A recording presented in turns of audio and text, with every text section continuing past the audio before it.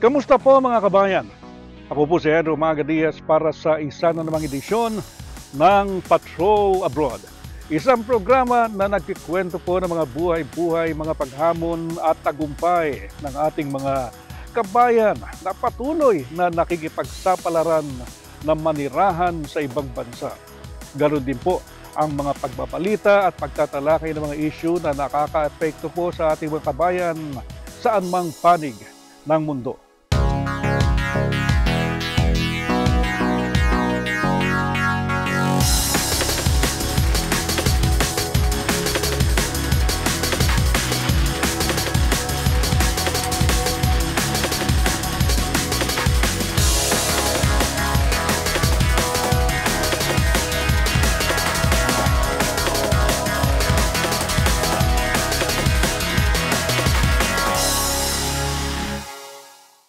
Binalaan po ng mga Pilipinong aktivista na nakabase sa US, Canada at Australia ang ating Korte Suprema dyan po sa Pilipinas na mag-hands-off sa impeachment trial ni Vice President Sara Duterte.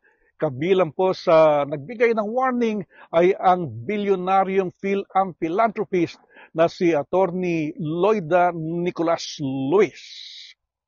Nababahala ang mga Pinoy activist groups na hindi matutuloy ang paglilitis ng Senado sa impeachment ni Vice President Sara Duterte.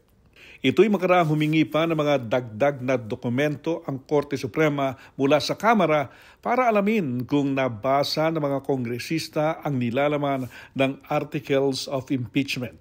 Nagpulong online ang mga leader ng iba't ibang Pinoy activist groups mula sa US, Canada at Australia para umapilas sa mga Pilipino sa loob at labas ng Pilipinas na mag-email barrage sa Korte Suprema upang idiin na huwag nitong pangunahan ng Senate Impeachment Court. Diniin ng philanthropist na si Attorney Loida Nicolas Luis na hindi sakop ng poder ng Korte Suprema ang pagdidismiss ng impeachment case. Sinigundahan rin ito ng iba pang mga leader na nakibahagi sa live stream ng kanilang pulong. Huwag niyong gagawin na i-dismiss because the power to dismiss is not with you. Ang tawag doon ultra vires. Wala kayong otoridad. Supreme Court justices. Wala kayong, you don't have the ability, you don't have the right, you don't have jurisdiction to dismiss an impeachment case. Yung Supreme Court, duda natin i-dismiss nila.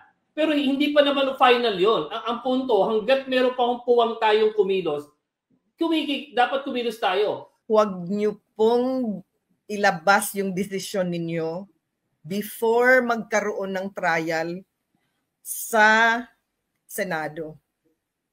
Dahil kung ilalabas ninyo yung inyong desisyon, hindi na gagawin ng Senado yung kanilang dapat gawin, yung paghusga kung talaga bang dapat i-acquit o i-convict si Sara.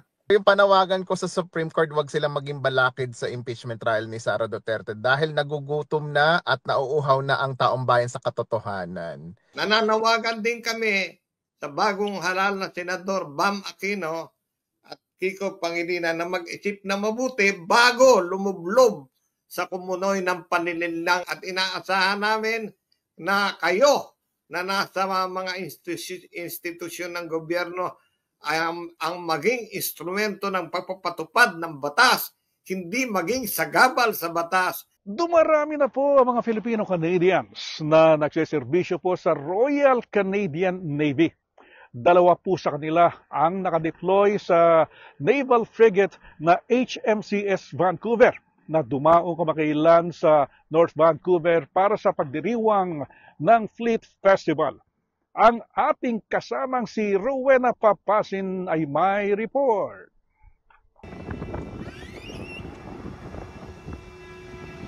Aktibo ang pagre-recruit ngayon ng Royal Canadian Navy ng mga bagong marino lalo't agresibong pinapalakas ngayon ng Canada ang kanilang defense strategy. Kabilang sa mga pumasok dito ang Filipino-Canadian mula sa Saskatchewan na si Sailor First Class John Franz Alsol. Sumali siya sa Canadian Navy noong 2021 dahil, ani Alsol, nasa lahi talaga nila ang pagsusundalo.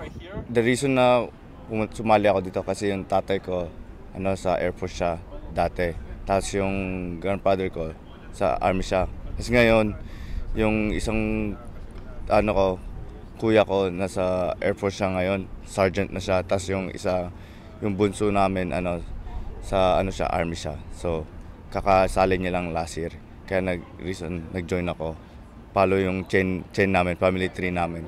Naka-assign si Alsol sa HMCS Vancouver, isang anti-submarine warship na dumaong kamakailan lang sa North Vancouver para makibahagi sa Fleet Festival. Siya ang nagsilbing guide ng isang grupo ng mga Pilipino na inimbitahang mag-tour sa Canadian warship. Ipinamala sa grupo ang main gun ng barko na kayang magpaputok ng 220 rounds bawat minuto at kayang sunod-sunod na pumutok laban sa iba't ibang target.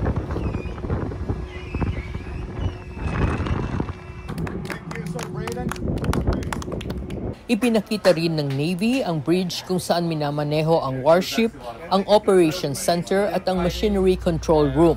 Ayon kay Alsol, hindi naman mahirap sumali kahit sa gaya niya na mula sa high school ay dumiretso na agad sa training sa Navy. Pero isang malaking requirement niya, kailangan ay Canadian citizen ka. High school diploma lang sa akin, tas kailangan ko lang yung Canadian citizenship, tas nag-join na ako dito. Hindi naman masyadong mahirap. Yung training, okay lang naman pag kailangan mo lang mag-train talaga.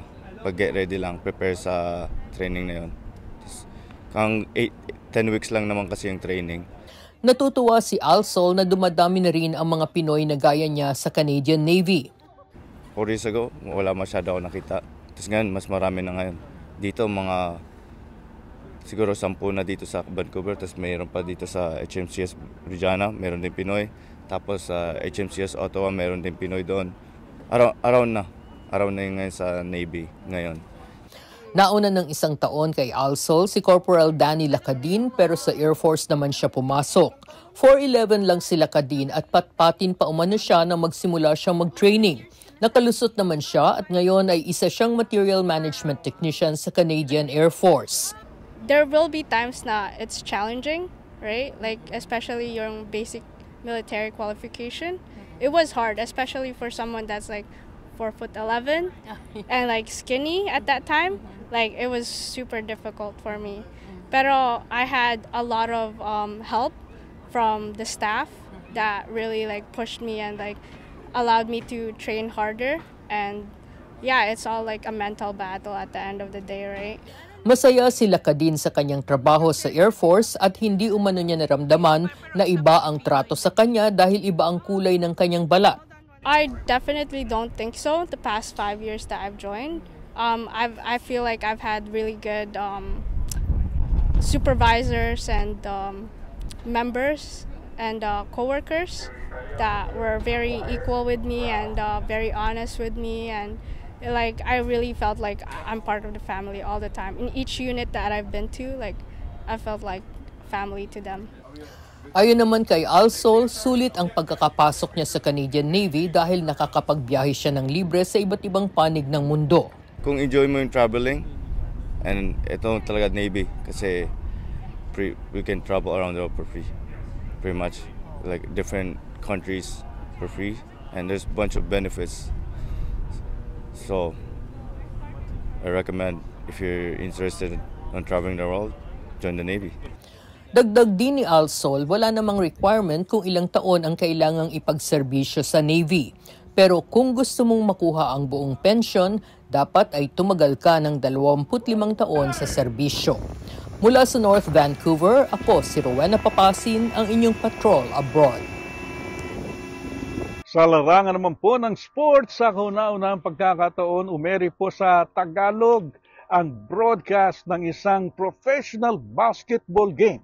Sa pagkakataong ito, sa pagitan ng Vancouver Bandits at Saskatchewan Rattlers, sa ilalim naman po ng Canadian Elite Basketball League. Narito ang report ni Israel Cando. Tyrese Samuel, butata! May kasama pang foul! Sample pa lang yan ng Tagalog broadcast sa ginanap na basketball game sa pagitan ng Vancouver Bandits at ng Saskatchewan Rattlers. Ito ang unang pagkakataong nangyari ito sa Canadian Elite Basketball League o CEBL bilang bahagi ng Filipino Celebration Game bago nagtapos ang Filipino Heritage Month nitong nakaraang Hunyo. Napiling mag-angkor ng play-by-play ang mga Filipino-Canadian na sina Renz Kadang at Harold Abejo. Very excited, nakaka-proud. We're very excited to share our history, culture, and tradition. And sabi mo nga, first time, hindi lang sa Vancouver Bandits, pati rin sa Canadian Elite Basketball League. Gusto rin namin iparating na parang barangay liga din ang datingan para lahat ng Pilipinong naglalaro ng basketball ma-feel na parang at home lang din tayo kahit nasa international games tayo. Sanay na rin sa Tagalog broadcast sina Kadang at Abejo dahil sa pagla-livestream nila sa social media ng mga laro ng Batang Pinoy Basketball League. Lahat ng games namin sa Batang Pinoy Basketball League, naka-FB live siya and meron din kaming live broadcasting. So parang doon na rin namin na-practice. Total si Renz din yung aming live broadcaster. So talagang hasang-hasa na siya sa paggawa ng mga play-by-play commentating. Tagalog mixed with English kasi may mga players kami na laki na dito sa Canada and then may mga parents sila o may mga kaibigan sila gusto mapakinggan yung game sila. So I try to mix it Tagalog and English but more on Tagalog kasi mas ramdam mo yung intensity ng basketball kapag sa Tagalog. Ang Tagalog basketball broadcast ay isa sa mga naging highlight sa Filipino Celebration Game ng Vancouver Bandits na ginanap naman sa Langley Event Center. Ito ang ikalawang taon na ginawa ito ng Bandits upang ma-spotlight ang kulturang Pilipino. We put it on because the Filipino community has played such a big role in helping build the Bandits basketball brand. We are not who we are without the Filipino community. They're super supportive, very collaborative. We love working together. Nagkaroon ng pre-game palengke na nagtampok sa produkto ng ilang mga Filipino vendors. Binuksan naman ang laro ng local choral group ang Himig Kabataan na siyang umawit ng Lupang Hinirang at ng O Canada. Nagtanghal din ng mga katutubong sayaw ang PhilCAS o ang Philippine Cultural Arts Society of BC. Ayon kay Kular, malapit sa puso niya ang mga Pilipino na kilalang mahilig at magaling maglaro ng basketball. Kaya may dagdag na bigat-an niya ang pagpupugay nila ngayon kasunod ng Lapu-Lapu tragedy. A lot of times they make me want to cry because it's just so genuine, so passionate, so loving, so caring. I wish every community was like that. So I owe a lot to the Filipino community. They've done a lot for me in the organization and I'm forever indebted to them for how caring and supportive they've been. Isang Filipino-Canadian designer na si Edmond Santelices ang napiling magdisenyo ng uniforme ng Bandits sa game na ito. Ikinuwento ni Santelices na naging inspirasyon niya dito ang mga elemento ng katutubong pagtatato sa Pilipinas at ilang mga kilalang simbolo na kumakatawan sa mga Pilipino. Mainly from the three symbols, which is Chila Unurog, which is the forked tongue of the snake, whispering, our ancestors whispering us. So I kind of put that in the ear, so it's kind of like, okay, that's like they're whispering us. And the second one, which is the Ipit Ipit, which is a scorpion, it's like a mark of the warrior. So I thought it would be cool on the fox over here to mark them to be like, oh, this team is very like competitive. Sabi ni Kular na bahagi ng proceeds sa jersey at t-shirt sales nila ay ibibigay nila sa Canadian Red Cross at sa charity group na United Way para sa mga biktima ng Lapu-Lapu tragedy. Patok naman sa mga fans ang jersey dahil agad itong na-sold out. Sold out din ang mga tickets sa game at napuno ng mga manonood ang Langley Center. Ngunit ang pinakamagandang nangyari sa gabing iyon ay nang mahabol at matalo ng Vancouver Bandits ang Saskatchewan Rattlers sa score na 97-85. Ito na si Tyrese Samuel, nagko-concentrate. Samuel, para sa panalo, yes! At yan na po, panalo ang Vancouver Bandits dito sa Filipino Celebration Game! At dyan nagtatapos ang ating laro. Mula sa Langley, British Columbia, ako si Israel Cando, ang inyong patrol abroad. At yan po ang mga latest sa Patrol Abroad. Ako po si Henry Omaga Diaz. Hanggang sa muli.